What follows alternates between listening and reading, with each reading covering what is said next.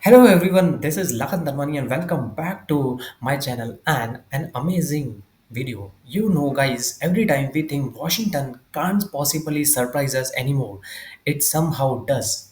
This time it's not a scandal about border chaos or missing emails. It's about the luxury jets.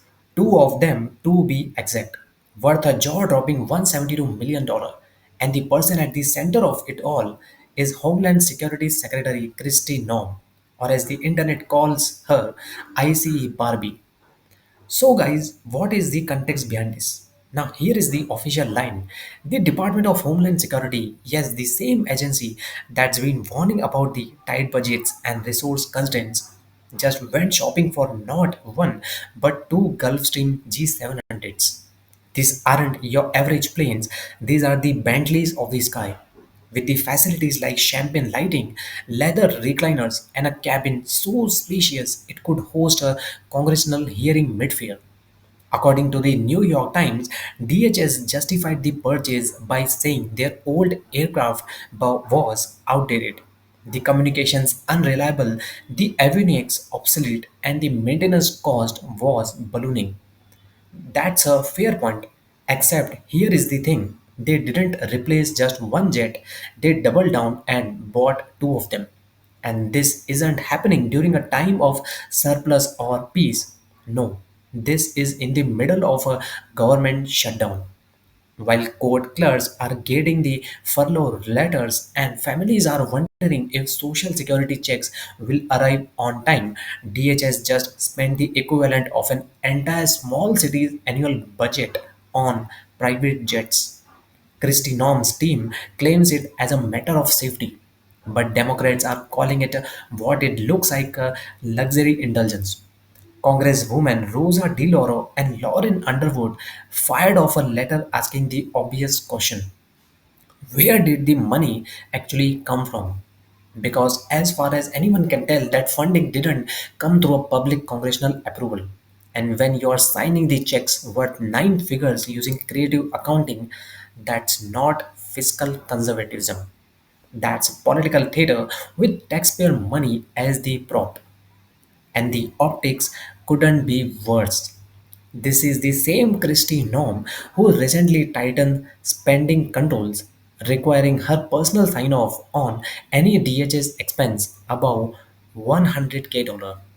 Let that sink in. She wants to approve everyone else's spending but drops $172 million on her own comfort.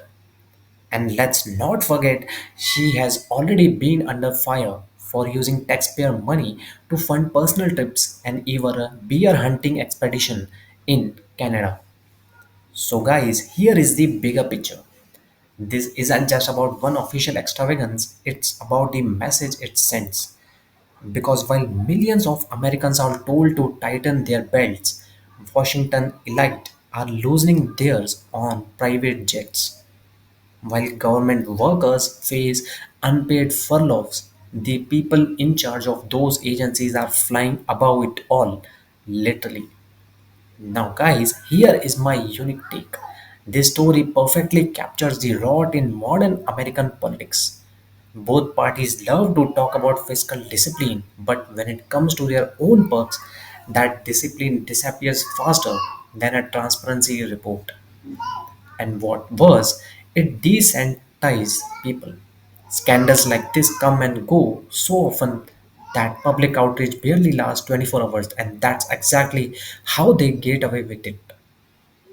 So, guys, as DHS defends its safety upgrade and the media moves on to the next shiny controversy, the real question remains: who is watching the watchman? And when accountability goes missing at the top, it's not just about the jets, it's about justice, priorities, and a government that's supposed to serve the people, not soar about them. So, guys, if you found this breakdown valuable, hit like, share this video, and make sure you subscribe to Lakhan Tanwani, where we break down the power plays behind every headline. So, guys, because in DC, the sky might be the limit, but taxpayers always end up footing the bill. This is Lakhan Tanwani exposing the fine print behind America's biggest headlines. Thank you so much for watching. We'll see you guys in the next one.